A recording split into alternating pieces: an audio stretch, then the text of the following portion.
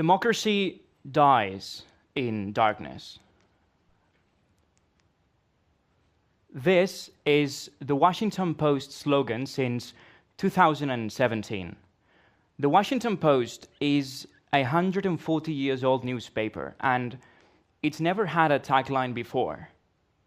How is it then that they've decided to use this particular sentence as their slogan? Don't get me wrong, I like it. I think it's a perfect declaration of intent. The internet, however, when it was first made public, decided to make fun of it. How? Well, 15 metal albums whose titles are less dark than the Washington Post's new motto. So apparently, the internet decided that democracy dies in darkness sounded too dark. So they proposed lighter sounding slogans instead of this one. So instead of this one, they proposed the Washington Post, welcome to hell. Or the Washington Post, screaming for vengeance, kill 'em all. Vulgar display of power, or my ultimate favorite, the Washington Post, all hope is gone. But getting back to the original one, the Washington Post takes such pride in their slogan, they even decided to run a Super Bowl campaign ad out of it. The ad was viewed by millions of people, and it was even uploaded to YouTube. On YouTube, over 1.3 million people saw the ad. The video also has 13 million likes and over 10 million dislikes.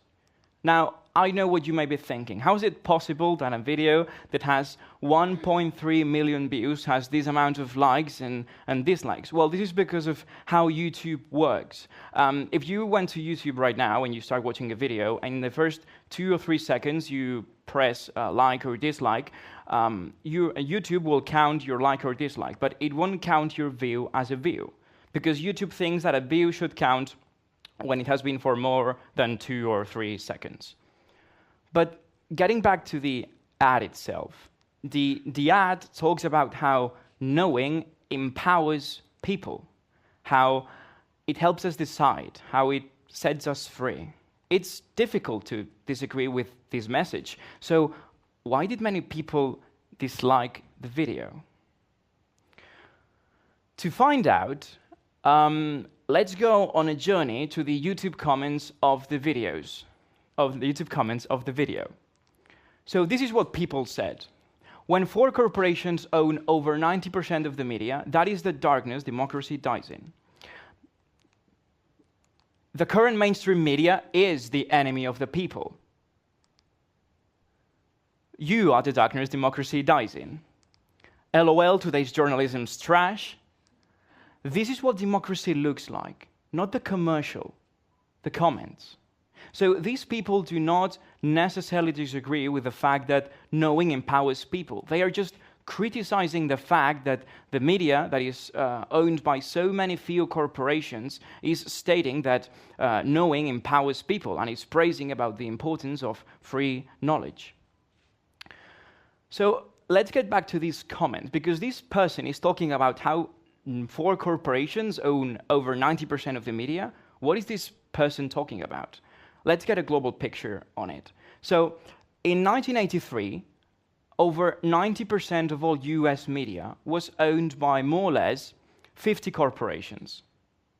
34 years later, the same 90% of media was owned not by 50 companies, but by 5. So, it's easy to understand why the people that commented on the video may agree with the message of the video, but also why they are criticizing the fact that the media is stating or is praising about the importance of free knowledge. But I'm not here to talk about the ownership of media. I'm here to talk about the future of media. Because one of the things that characterizes media nowadays, a part of the concentration of ownership, is the fact that it hasn't changed that much in the past 100 years. I mean, of course it has changed, but the underlying structure hasn't. Think about it. Something happens, a journalist covers it, then that person, that journalist, talks with sources, gets more information, gets pictures or video to complement everything. Everything gets packed, gets uploaded to the internet or published in a newspaper, broadcasted on radio, television, and that's pretty much it. Technological advantages allowed for the improvement in the production and distribution of information, but the internet was the technological advancement that allowed for a true change in media. The internet allowed media to rely less on traditional processes, as well as less on traditional structures, such as radio antennas, TV towers, etc. The internet also allowed for the empowerment of audiences. Before the internet, feedback was rudimentary. I mean, people could write letters to the editor, stop buying a newspaper if they disagree with it, but that was it. Now with the internet, people can post comments. They can create their own media outlets, wholly unfiltered and independent. They can create blogs, websites, podcasts, even YouTube shows, like in television. So if the internet has allowed for this evolution, because again, the underlying structure remains the same, what is the true revolutionary and disruptive future of media? Now, media is just another industry. So to get a hold of what awaits us, we just need to look at other industries that have gone under the same process. For example, the entertainment industry. And to do so, let's quickly talk about Netflix for a moment. You see, Netflix began its original distribution strategy by sending physical copies of DVDs via postal mail. Then in 2007, they switched their strategy to distributing content via online streaming. Now that was a revolution because it changed the whole movie rental services industry. Netflix nowadays is thriving, and some Netflix movies have even won Oscars. This, of course, has caused some disconformities within the industry, up to the point in which famous film directors such as Steven Spielberg think that Netflix movies should be banned from the Oscars because they have never been screened on a real movie theater. Now that is a disruption because it changes the whole paradigm of the industry. Netflix is just one example, but we could also talk about Spotify. Before Spotify, if you wanted to listen to your favorite music, you'd either have to go to a live concert, buy a physical album, or wait until your favorite music was played on radio, so you could record it and listen to it later. But now we can pay a small fee every month and listen to all the music we want, anywhere, on any device, all the time. So Netflix and Spotify are both good examples of the transition of the consumption of the product. We buy a movie, we rent a physical movie or a music album, to the use of the service. We pay a fee, and then we are subscribed to the entertainment industry on Netflix or on Spotify. With news, right now you pay for an information product, you pay for a newspaper, you pay for a subscription to a newspaper. But in the future, will we pay to be subscribed to an information service? The same way right now we pay to be entertained on Netflix and Spotify, will we pay to be informed in the future? Now, the transition of the consumption of the product to the use of the service is just one of the key elements that will outline the path to the disruptive future of media. But it will not be the key factor.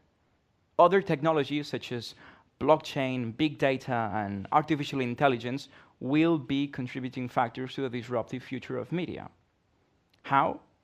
Well, to do so, we need to leave UPF for a moment and fly to Plaça de Catalunya in downtown Barcelona. Now, everything that follows is fiction, but it may very well be how we consume information in the future. For the sake of this example, let's say that a news media outlet uses a groundbreaking technology that mixes big data, blockchain technology, and even artificial intelligence to get access to all the information it can, so it can mix it up and then send it to journalists who can do their job in the information process, being it moderating the process or producing content by themselves. So let's say we are in Plaza Catalunya. This would be the normal cell tower usage of the area. I mean, each white dot represents a phone. Again, this is just a rough example. And the blue dots would represent an unusual activity in the area. So let's say that suddenly the cell phone tower's antennas detect that an unusual amount of people are in Plaza Catalunya. This could mean many reasons. This could mean many things, of course. I mean, they could be tourists. But our artificial intelligence system could think that something may be happening in Plaza de Catalunya. Maybe a demonstration out of context. So our system would go online and search if any demonstrations were being planned in the area. Of course, our system would find out that, effectively, no demonstrations were planned. So our system knows that people are in Plaza Catalunya, so what are they doing there? Our system could get access to the public surveillance cameras. All of this information is already public, and it could get pictures to understand what are people doing there. Our system could get a hold of one of these images, for example, and see that effectively people on the area are either carrying banners or flags. So our system, in a few seconds, could know that a lot of people are there when they usually aren't. What are they doing there, and what are they protesting about? Now, our system could pack everything up, and with another level of information, such as social media location services, could go on social media, search for the Plaza de Catalunya location, and it could see what people in the area are posting. Tweets, Instagram photos. So, again, our system would have that a lot of people are there, what are they saying, and what are they protesting about. All of this without the intervention of any journalist. So, again, our system would pack everything up, and it would send it to journalists who could receive a potential story news alert on all of their devices. Then our journalists could get a hold of all the information, start writing down, and publish a story. But again, we don't even need a journalist. We could use an AI system to write the story itself. Some media companies are already using AI systems to automatically write news stories nowadays. Again, this was just an example, but all the technologies I've mentioned already exist. Blockchain technology, big data, and artificial intelligence are already here. We would just need them to put them all together. The media is already undergoing an evolution thanks to the internet, but the true revolution and disruption of media are still yet to come. For me, it's not a question whether these will happen. For me, the real question is, when will it happen, and what will we do as a society to adopt it, to make sure it means a better future for everyone? Thank you.